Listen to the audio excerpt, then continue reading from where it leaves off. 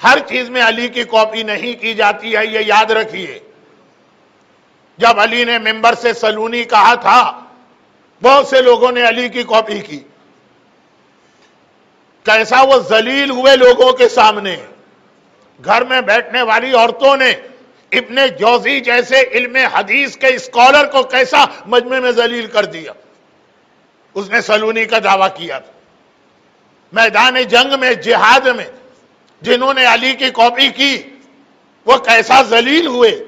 تو دیکھنا پڑتا، یہ نہج البلاغہ میں بھی مولا نے کہا کہ ہر چیز میں تم میری کاپی نہیں کر سکتے ہو۔ کچھ جملے ایسے ہوتے جو امام ہی کے لیے ہیں، ہمارے اور آپ کے لیے نہیں ہیں۔ اگر جنت کے لالچ کی عبادت غلط ہے تو قرآن 1/3 جنت کی نعمتوں کے بیان سے کیوں بھرا ہے؟ اگر جہنم کے ڈر سے عبادت غلط ہے تو قرآن 30واں پارہ 30 پارہ دیکھ لیجئے، جہنم جہنم، عذاب عذاب، دعائے کمیل، عذاب جہنم کیوں ہے؟ ہر آدمی کا اپنا ایک اسٹینڈرڈ ہوتا۔ علی کائنات کے سب سے افضل شخص ہیں، وہی وہ بات کہہ سکتے ہیں جو ہم اور آپ نہیں کہہ سکتے۔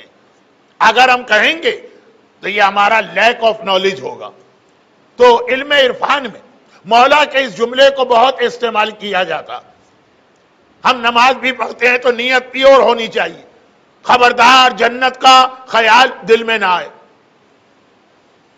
خبردار جہنم کے ڈر سے نماز نہ پڑھو۔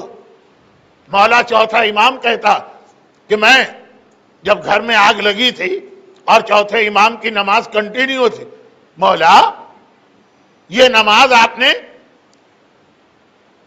آگ میں پڑھی؟ کہا جہنم کی آگ کے ڈر نے دنیا کی آگ میرے دل سے نکال دی۔ یہ بھی امام کا جملہ دعائے ابو حمزہ صومالی میں چوتھا امام روتے ہوئے کہہ رہا ہے، اب کی لے خروج روحی، اب کی لے ضیق لحظی، اب کی لے سوال منکرین و نکیرین فی قبری، اب کی لے خروج من قبری حاملا ثقلی علی ظہری، الہی عاملنی بفضل کا ولا تعاملنی بعدل۔ مولا امام سجاد آج آپ کیوں رو رہے ہیں؟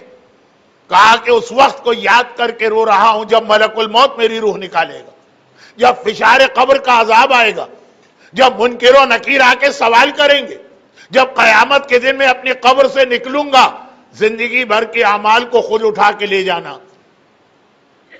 وہ علی ہی کہہ سکتے ہیں، کوئی اور نہیں کہہ سکتا کہ میں تیری عبادت صرف تیری وجہ سے کرتا ہوں، نہ جنت نہ جہنم۔ ہمیں جنت بھی چاہیے، ہمیں جہنم سے بھی بچنا۔